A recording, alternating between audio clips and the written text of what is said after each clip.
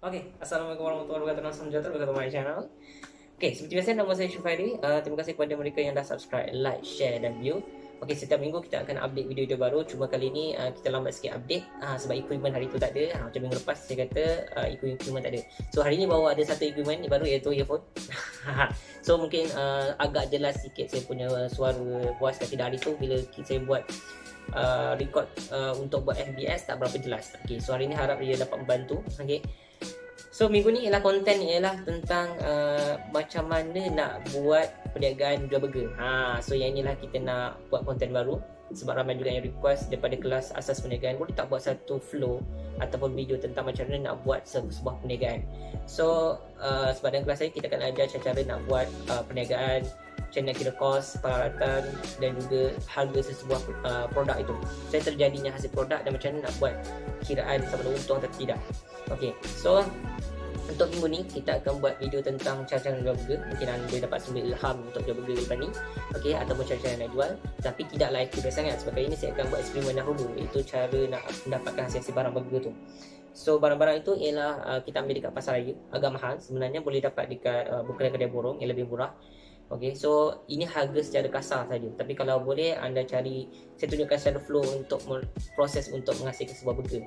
Okay, so anda boleh cari dekat-dekat yang lebih murah seperti kedai borong, kedai mana-mana saja yang anda boleh cari lebih murah. Okay, lepas tu hasilkan, buatkan satu flow perjalanan supaya anda tahu berapa lama proses untuk menghasilkan sebuah produk tu. Dan kemudian senaraikan segala peralatan dan keluarkan harga untuk kita masukkan setiap peralatan untuk menjadikan sebuah untuk menghasilkan harga sebuah produk tu. Okay, so mari kita tengok video selepas ni, iaitu proses nak pergi beli bahan-bahan untuk jual burger. Kemudian bila saya tunjukkan proses dia orang menjual produk tu, menghasilkan macam nak masak burger dan sebagainya. Okay, so flow tu kali-kali tidak berapa lengkap lagi sebab ini satu flow saja. Tetapi nanti untuk next video kita akan buat lebih detail lah. Okay, cuma dekat sini kita tidak masukkan hidden cost sebab kalau kita masuk hidden cost, video akan jadi lebih panjang. So kalau ramai minat untuk saya hasilkan video-video konten yang baru tentang perniagaan lain, sila komen dekat bawah lah saya punya video tu. So itu saja, jom kita tengok video cara nak buat burger dan masak burger dan menghasilkan kos untuk suatu produk itu. Okay, jom. Okay, so kita dah sampai shopping mall. So kita nak tengok bahan apa yang kita boleh dapat dekat sini. Contohnya mungkin burger ke, chili sauce ke, sayur-sayur yang segar. Roti mungkin susah nak dapat, tapi kita tengok macam mana. So kita nak tengok harga dekat pasar raya ni, berapa harga dia. So nanti kita akan campur-campur dapat basic berapa yang boleh terhasilnya daging burger, harga burger tu nanti. Okay, so jom kita pergi tengok harga dekat shopping mall.